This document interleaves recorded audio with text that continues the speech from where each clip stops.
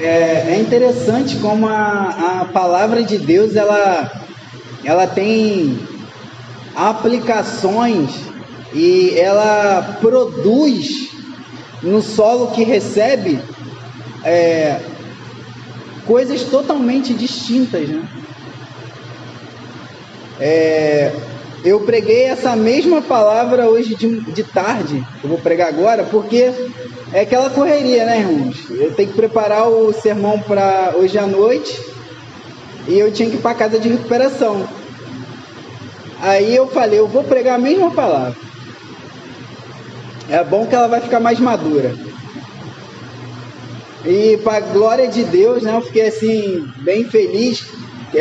No final, 2 almas lá se renderam a Jesus, fiquei bastante alegre. E Deus, ele aplica a palavra da forma que ele quer, né? E creio que ele vai aplicar da mesma forma. Abram a escritura no Evangelho de Marcos. Marcos, capítulo 1, versículo 7 em diante. Eu não vou me ater exclusivamente à narrativa de Marcos. Por quê? Porque eu preciso falar do tema, então a pregação vai ser mais temática do que propriamente expositiva textual, né? Focada em um capítulo especificamente. Então, mas meu intuito é ler essa passagem porque ela introduz bem o nosso assunto. Diz assim: e pregar, Evangelho de Marcos, qual escreveu Marcos 1, versículo 7, ok? E pregava dizendo: após mim vem aquele que é mais poderoso do que eu, do qual não sou digno de curvando-me, desatar-lhes as correias das sandálias. Eu vos tenho batizado com água, ele, porém, vos batizará com o Espírito Santo. Calma, pastor, não vou falar sobre esse texto, não. Naqueles dias veio Jesus de Nazaré, da Galileia, e por João foi batizado no Rio Jordão. Logo ao sair da água, viu os céus rasgarem-se e o Espírito descendo como pomba sobre ele. Então foi ouvida uma voz dos céus: Tu és meu filho amado, em ti me comprazo. E logo o Espírito o impeliu para o deserto, onde permaneceu 40 dias, sendo tentado por Satanás. Estava com feras, mas os anjos o serviam. Versículo 14. Depois de João ter sido preso, foi Jesus para a Galileia, pregando o Evangelho de Deus. Repita comigo: pregando o Evangelho de Deus. De novo: pregando o Evangelho de Deus, dizendo: o tempo está cumprido e o reino de Deus, de novo, repita comigo: o reino de Deus está próximo. Arrependei-vos e crede no Evangelho. Amém?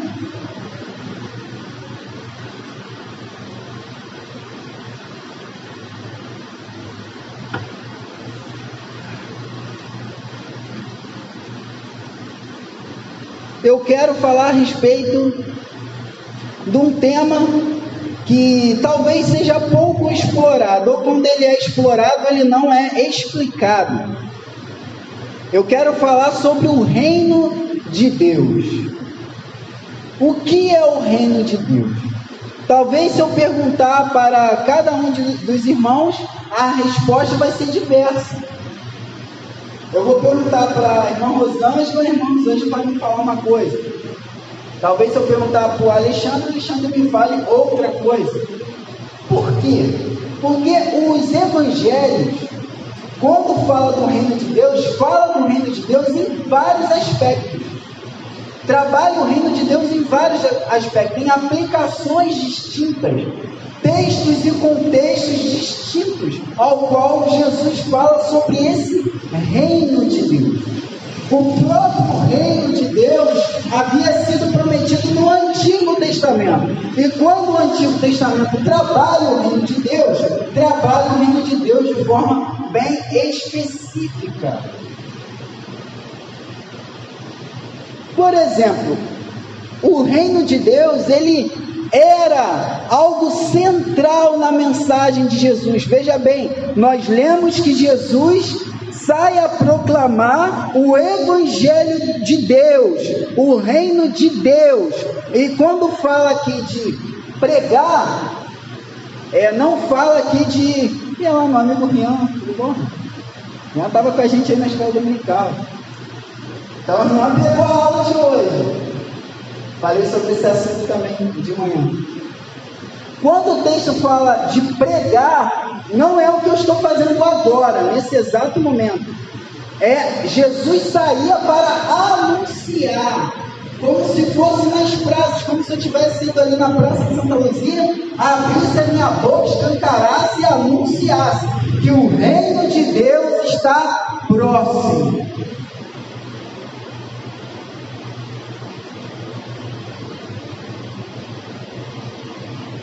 Tendo isso em mente, sabemos que o núcleo da mensagem de Jesus era o reino.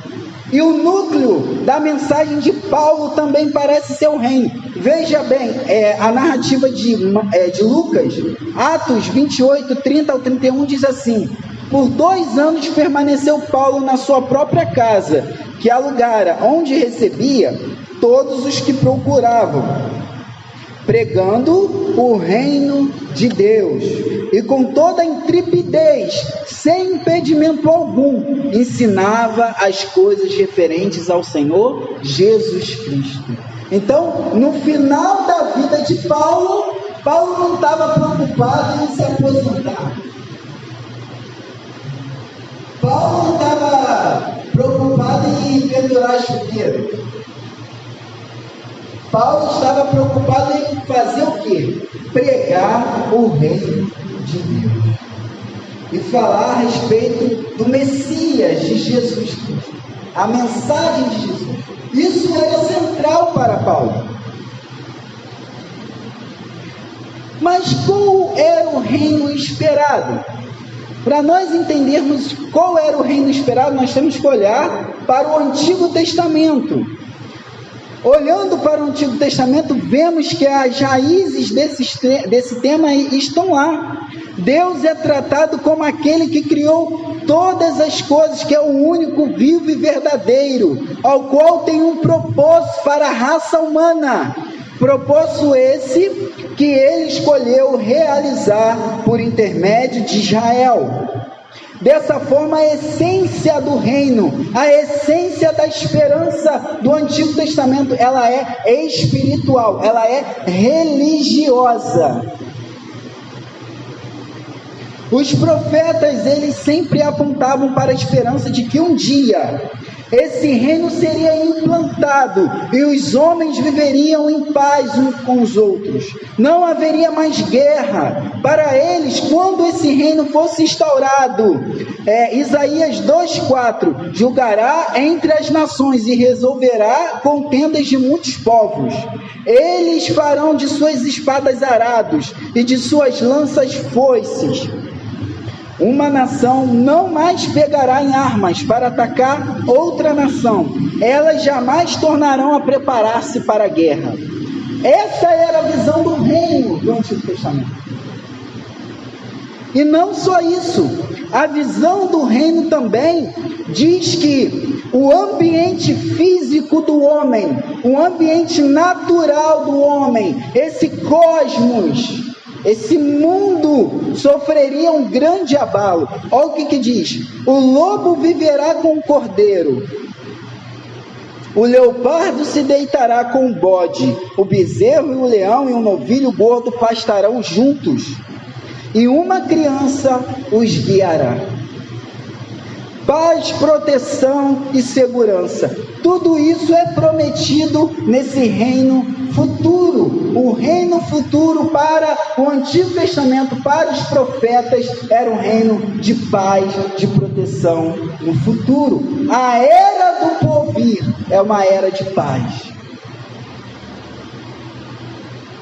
Do ponto de vista da revelação do Antigo Testamento, esperava-se que a vinda do reino de Deus trouxesse uma transformação no cosmos, trouxesse uma transformação na atual ordem. Nós vamos entender isso. O reino de Deus deveria mudar a ordem política também e subsistir todo o governo e autoridade humana. Isaías 2, do 1 ao 4.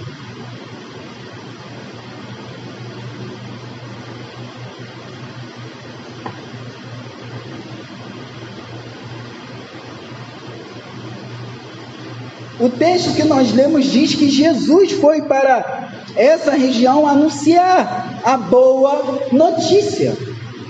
O Evangelho, o que é o Evangelho? As boas novas, a boa notícia.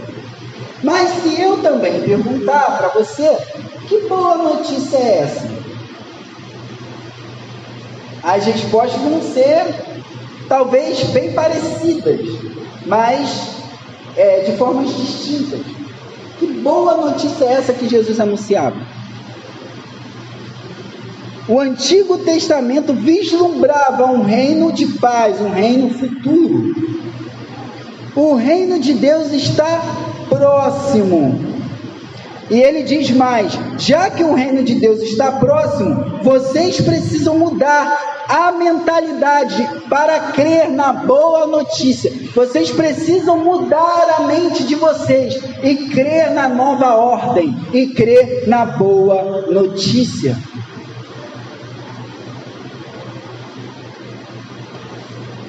Como eu disse, o reino de Deus era a mensagem central para Jesus. Só que Jesus, quando vai falar do reino, ele fala de várias formas e aplicações diferentes. Veja bem, primeiro, Jesus, quando começou o seu ministério, ele anunciou que o reino estava próximo, estava chegando, como lemos. Segundo, o foco de seu ensino era mostrar como os homens poderiam participar desse reino. Terceiro, as suas obras poderosas, aquilo que ele fazia no poder e autoridade do Espírito, pretendiam provar que o reino de Deus chegara entre eles. As suas parábolas ilustravam para os seus discípulos a verdade a respeito desse reino. Quando ele ensinou seus seguidores a orar, no cerne do pedido deles estavam as palavras: venha o teu reino, seja feita a tua vontade, assim na terra como no céu. Ele, na véspera de sua morte, assegurou aos seus discípulos que ainda compartilharia com eles a alegria e a comunhão desse reino. E por último, ele também prometeu voltar à terra em glória para trazer a bem-aventurança do reino para aqueles a quem o reino foi preparado. Mateus, quando vai trabalhar o reino de Deus, ele trabalha a terminologia reino dos céus. Por que Mateus faz isso? Há uma grande confusão quando leem a expressão reino dos céus em Mateus. Mas Mateus faz isso porque a redação de Mateus era para os judeus. E os judeus não poderiam falar o nome de Deus em vão. Então, para não ser pronunciado o nome de Deus, Mateus substituiu Deus por céus. Até porque essa terminologia reino dos céus seria repetido diversas vezes na narrativa de Mateus. Então presta atenção, quando a Bíblia fala, os evangelhos falam de reino dos céus e o reino de Deus, são palavras intercambiáveis de um só propósito, que nós vamos ver.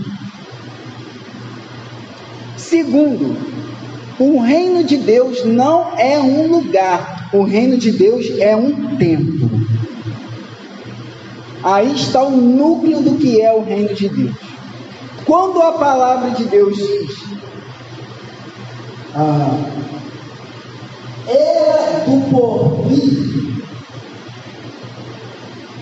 quando chegará a era do porvir, essa palavra era, que muitas vezes é traduzido como mundo também, em algumas passagens, essa palavra era no grego, éon, quer dizer tempo, eras, tempo, é um determinado tempo.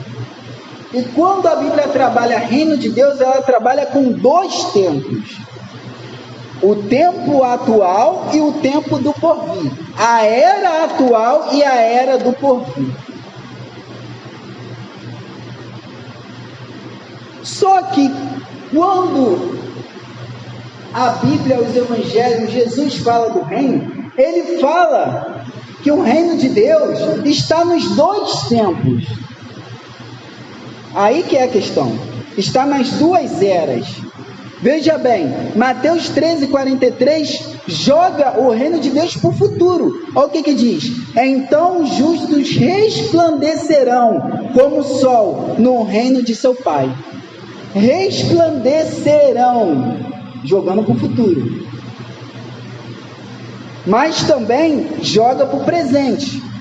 Nem dirão, ei-lo aqui, ou lá está, porque o reino de Deus está dentro de quem? Está dentro de vós. Então o reino de Deus era presente. Então, quando a Bíblia trabalha o reino de Deus, é tanto no futuro quanto no presente agora. Veja bem. E também há a convergência dos reinos. O escritor aos Hebreus, capítulo 6, versículo 5, diz assim, falando a respeito de certas pessoas, ele vai dizer que essas pessoas experimentaram os poderes da era do porvir. Era, éon, um tempo do porvir.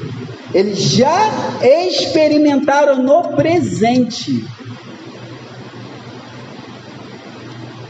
André, onde você quer chegar? Calma, tem um pouquinho de paciência que a gente vai chegar lá. Eu acabei de falar em duas eras, correto? O Antigo Testamento apontava para um reino futuro, aonde seria um reino de paz. Até aí tudo bem. Mas e a era presente? A era do porvir é fácil. Deus vai reinar. Como diz Apocalipse, Deus será tudo em todos. Mas e a era presente? A era presente é denominada a era do maligno. O mundo, cosmos, jaz do maligno.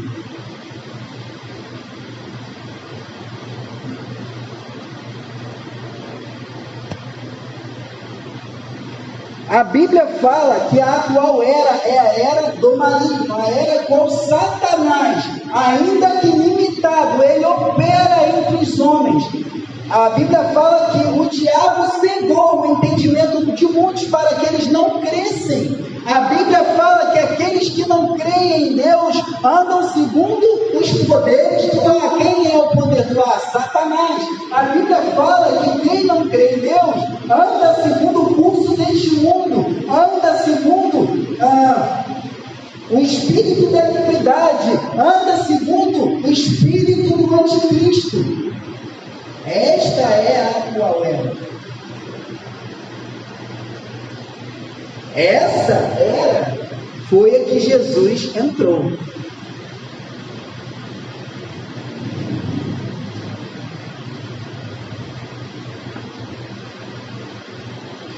Perceba, Jesus, quando começou o seu ministério, vocês lendo nos evangelhos, vocês já repararam que os demônios tinham medo de Jesus? Eles tremiam de medo de Jesus. Eles estavam apavorados que Jesus estava ali. feita Jesus foi expulsar o demônio falou: o que é com a gente? Vieste nos destruir? O endemoniado de Gadara, o que ele fez quando Jesus chegou? Ele se prostrou e adorou. O texto diz que ele adora a Jesus, porque eles sabiam qual era a presença que estava entre eles. Eles sabiam qual era a autoridade que estava ali. Outro ponto: quando nós olhamos para o Antigo Testamento, para Israel, nós vemos que o Evangelho raramente saía de Israel. Dá para contar no dedo quem foi alcançado fora do Israel étnico. Raabe, talvez mais alguns outros, mas era raro, raríssimo. Talvez Dario, né? Talvez, mas ninguém tem certeza. Pouquíssimas pessoas foram alcançadas no Antigo Testamento fora de Israel. Por quê? Porque o diabo ainda tinha esse domínio. Perceba outra coisa. Em Jó, vocês já perceberam que Satanás tinha um acesso muito livre entre os Binai Elohim, entre os filhos de Deus, ao trono de Deus? Ele chegava para bater um papo com Deus, ainda desafiando Deus ainda. Por que Satanás tinha essa legalidade sobre o homem? Justamente porque essa era, a atual era a era de domínio dele, justamente por causa do pecado dos primeiros pais. Os primeiros pais concederam essa legalidade a Satanás. Por isso que a Bíblia, quando fala desse domínio, diz que o mundo jaz do maligno. Mas eu tenho uma boa notícia.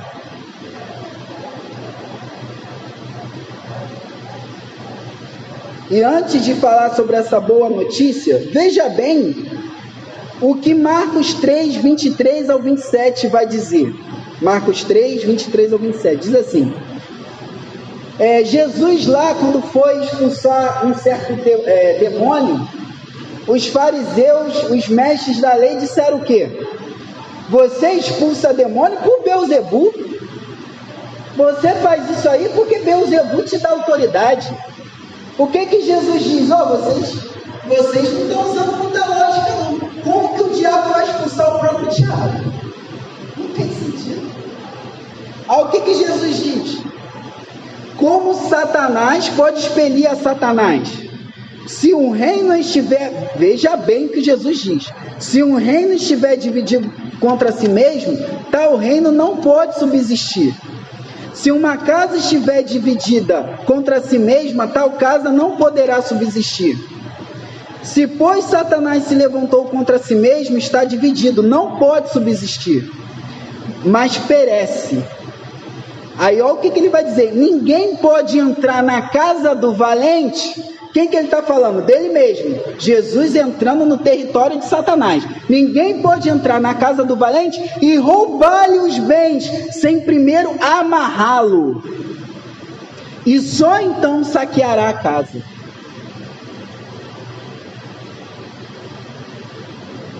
E Jesus mais embaixo vai dizer: se eu expulso os demônios, é porque é chegado o reino de Deus.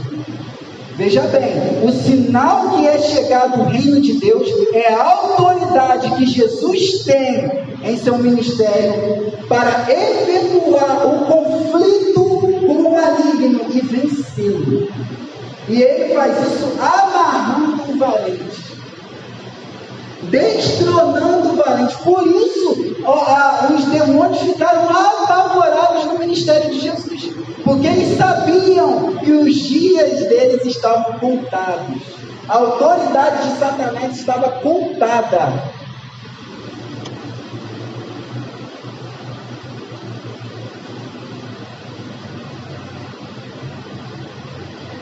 Mas Andrei, qual é o texto que diz que Jesus veio para tirar essa autoridade de Satanás? 1 João 3,8, o que diz? Aquele que pratica o pecado procede do diabo, porque o diabo vive pecando desde o princípio. Para isto, veja bem, para isto se manifestou o Filho de Deus. Qual foi o propósito? Para destruir as obras do diabo. Jesus veio para quê? Para destruir as obras do diabo. Mas Andrei, 1 João. Mas Andrei, Jesus não veio para salvar o homem, não? Veio. E a gente vai entender como.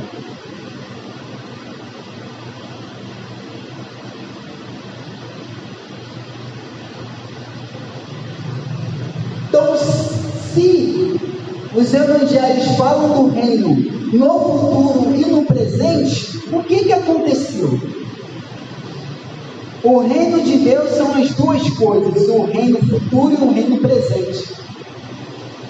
O reino de Deus é exatamente a era do porvir, a era de paz, a era de segurança, a era de consumação, agora invadindo o nosso presente, na pessoa de Jesus, para libertar o homem da ruína física e espiritual que ele se encontra.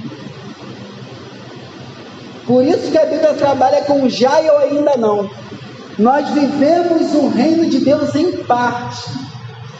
Nós vivemos o reino de Deus na esperança da sua plenitude, da sua consumação. É o já ou ainda não. Nós já temos as primícias, já experimentamos os primeiros frutos, já experimentamos o reino de Deus, nós já temos o antegosto da glória futura. Você e eu já pode viver o reino de Deus agora. Essa é a linguagem bíblica. Nós muitas vezes visualizamos só o reino de Deus como futuro, mas Jesus nunca disse que o reino de Deus era só futuro. Jesus disse que o reino de Deus já tinha chegado naquele tempo, naquela era. O reino de Deus está em vós, o reino de Deus está entre vós, o reino de Deus está aqui.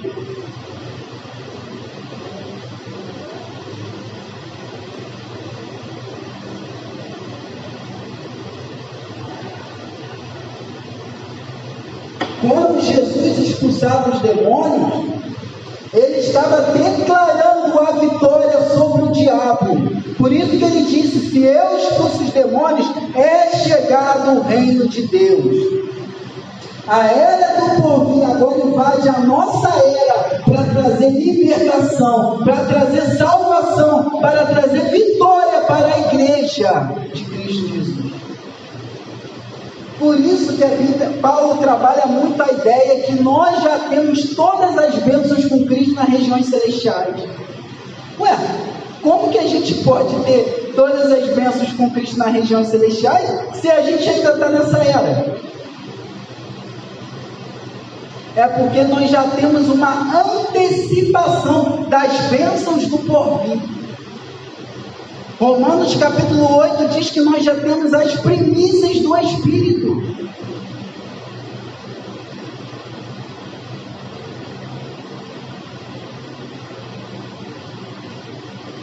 O reino de Deus um dia mudará toda a ordem exterior. Esse reino que um dia mudará toda a ordem exterior entrou nesta era a fim de, sem transformar a antiga ordem, antecipar as bênçãos do reino de Deus para homens e mulheres hoje. A antiga era continua, contudo os homens já desfrutam dos poderes da era do porvir. O reino de Satanás ainda está de pé, mas o reino de Deus já invadiu esse reino. Os homens e mulheres agora podem ser libertos desse poder, dessas amarras, libertos dessa servidão, libertos do domínio do pecado e da morte. Essa libertação se realiza, pois o poder do futuro do reino de Deus em glória invadiu a era presente pela vida de Jesus, pelo ministério de Jesus em palavras e obras.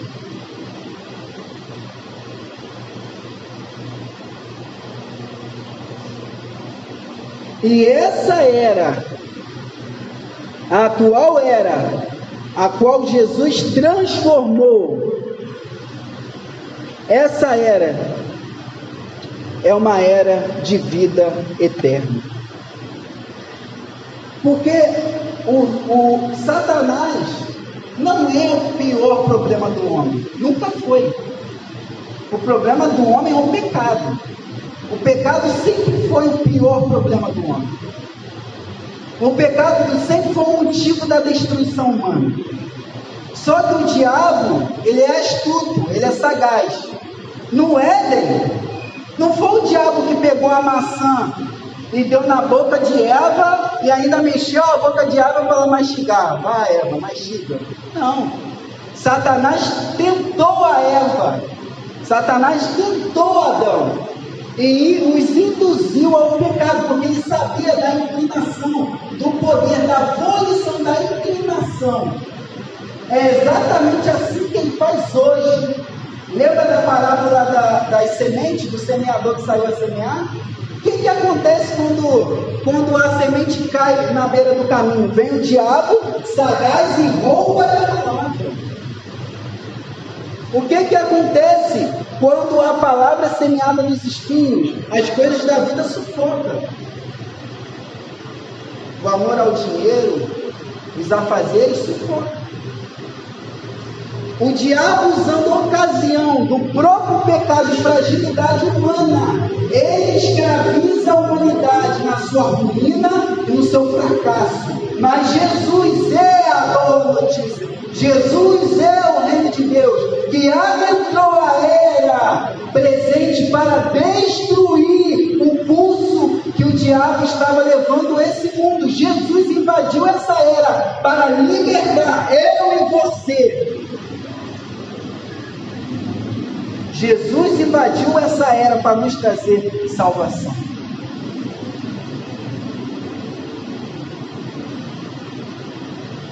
A vida eterna é exatamente isso. Jesus nos promete uma vida eterna no porvir, mas ele já diz que nós já temos a vida eterna. A vida eterna é tão plena no futuro como presente agora.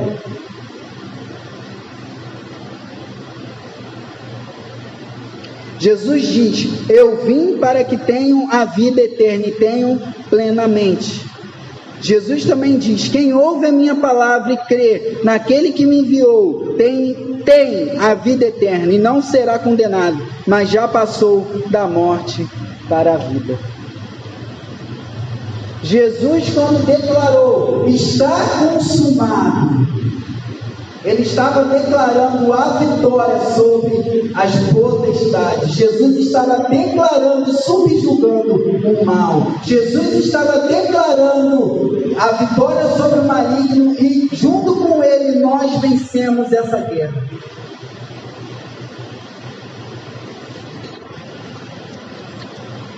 E 1 Coríntios capítulo 15, quando Paulo vai falar sobre a escatologia dos últimos dias, Jesus vai falar, Paulo vai falar que ele subjugará o maligno, até que tenham colocado todos debaixo dos seus pés. Ó, o que o texto diz, vamos ler lá rapidinho?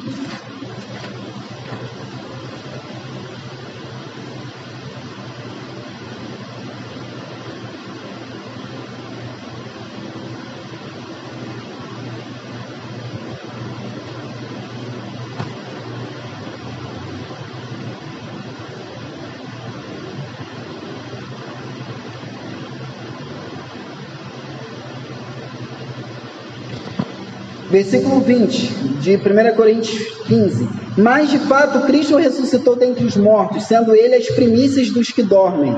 Visto que a morte veio por um homem, também por um homem veio a ressurreição dos mortos. Porque assim como em Adão todos morreram, assim também todos serão vivificados em Cristo. Cada um, porém, por sua própria ordem. Cristo as primícias, depois os que são de Cristo na sua vinda. E então virá o fim. Quando o quê? Quando ele entregar o reino ao Deus e Pai. Quando houver destruído todo o principado, bem como toda a potestade e poder, porque convém que ele reine até que haja posto todos os inimigos debaixo dos seus pés. O último inimigo será destruído, que é a morte. E nós reinamos com ele vitoriosos, até que ele tenha colocado o último demônio debaixo dos seus pés. É interessante que a cultura de hoje nos amedronta. Eles pregam que os demônios têm uma força, os filmes de terror, né? Para a gente ter medo dos demônios. Irmãos, eles que têm que ter medo do Jesus que nós servimos. Vocês entendem? Túlio falou uma coisa muito interessante na última palestra que eu guardei, que era bem nesse estudo que eu estava fazendo.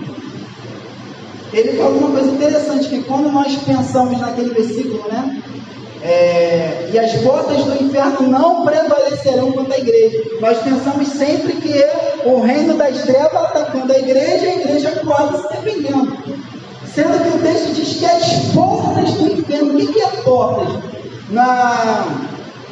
Nos antigos impérios, as muralhas, os grandes reinos eram protegidos por muralhas grandes e portais enormes.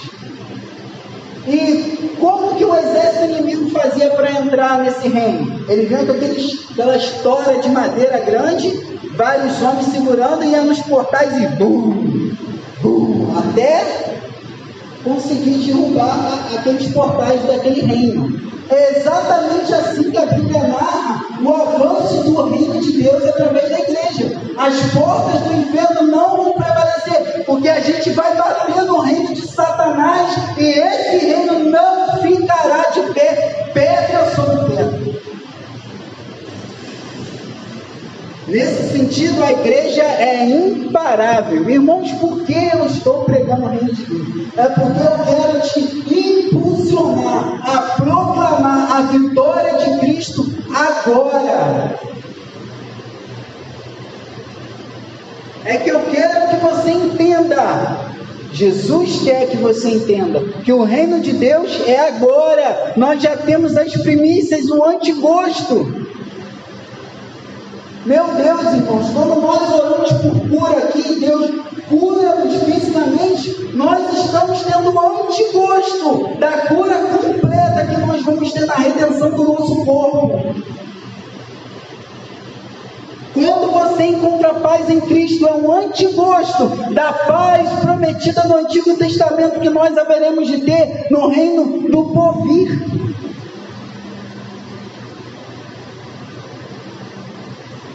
Viva o reino de Deus agora. O reino de Deus está em vós. O reino de Deus está entre nós. O reino de Deus é Jesus. Jesus de Nazaré. Essa é a boa notícia.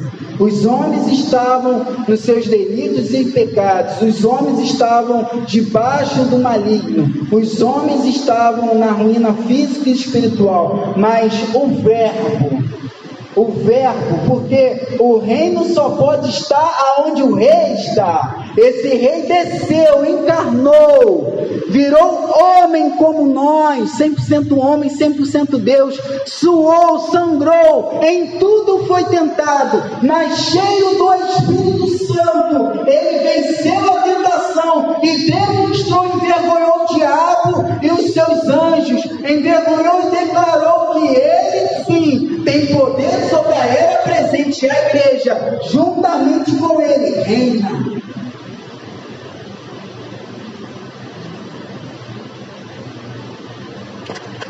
Então preguem a boa notícia, tempo e fora de tempo. Preguem que os homens podem encontrar descanso, libertação, paz, vida eterna, salvação para suas almas, salvação para aquilo que o diabo não deixava que eles entendessem.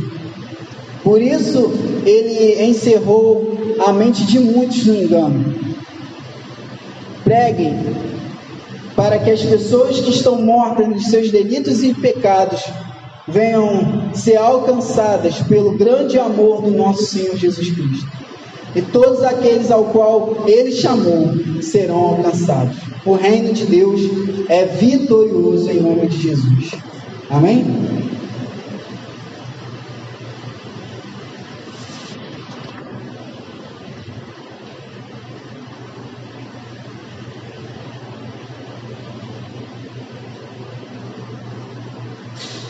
Amém, graças a Deus. Muito bem, vamos terminar a oração.